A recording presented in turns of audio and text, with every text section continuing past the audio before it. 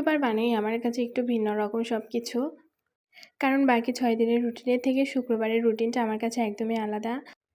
সন্ধ্যার পরে রিকশায় করে উঠে দেখলাম যে আকাশে একটা উজ্জ্বল চাঁদ। আর যখন যাচ্ছিলাম তখন মনে হচ্ছিল যে চাঁদটাও যেন আমার সাথে যাচ্ছে। আসলে ছোটোবেলায় এমনই চিন্তা করতাম যে আমি আমার নানু বাড়িতে গেলে আমার চাঁদটাও কি আমার সাথে আমার নানু বাড়ি চলে আসে? বড় হয়েও এটা মাঝে, মাঝে মনে পড়ে। যাই হোক, শীতের দিনে গরম, গরম এমন চিতই পিঠা ঝাল দিয়ে খেতে কার ভালো লাগে? আমার তো খুবই ভালো লাগে, বিশেষ করে রাস্তার পাশে বসে এমন খেতে।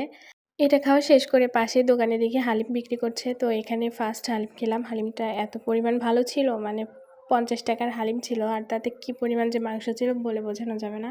সব মিলিয়ে ভালো ছিল।